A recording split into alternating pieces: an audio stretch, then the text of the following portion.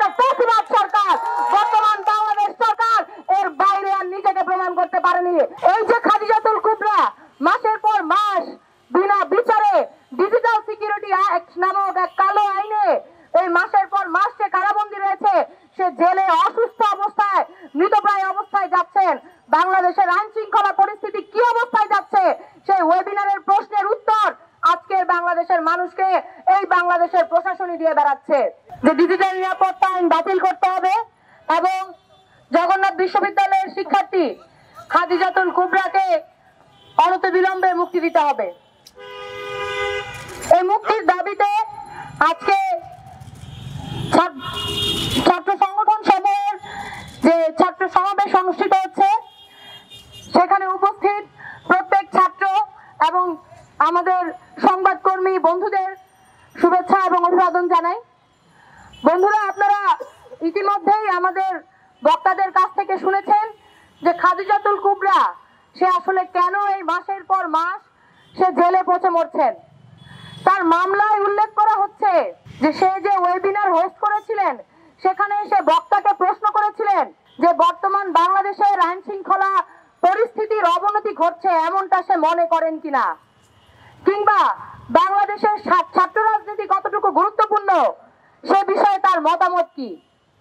এই প্রশ্নগুলো সে করেছেন এবং তার মামলায় এই লাইনগুলো উল্লেখ করা হয়েছে। তার নামে দুটি মামলা হয়েছে এবং আরেকটি মামলায় বলা হচ্ছে যে সে তার অনুষ্ঠান চলাকালীন সময়ে বর্তমান বাংলাদেশের যে সরকার তাকে ফ্যাসিবাদ বলে আখ্যায়িত করেছেন। বন্ধুরা, এই যে খাদিজাতুল কুবরা মাসের পর মাস বিনা বিচারে ডিজিটাল সিকিউরিটি অ্যাক্ট নামক এক কালো আইনে এই মাসের পর মাস সে কারাবন্দী রয়েছে, সে জেলে অসুস্থ অবস্থায় মৃতপ্রায় অবস্থায় যাচ্ছেন। বাংলাদেশের আইন শৃঙ্খলা পরিস্থিতি কি অবস্থায় যাচ্ছে সেই ওয়েবিনারের প্রশ্নের উত্তর আজকের বাংলাদেশের মানুষকে এই বাংলাদেশের প্রশাসনই দিয়ে বেড়াচ্ছে। বন্ধুরা, যে বাংলাদেশ সরকারকে সে ফ্যাসিবাদ বলে আখ্যায়িত করেছে, এই অপরাধে তাকে আজকে জেল খাটতে হচ্ছে। তার এই জেলের খাটুনি প্রমাণ করছে যে বর্তমান বাংলাদেশ সরকার কি অবস্থায় যাচ্ছে।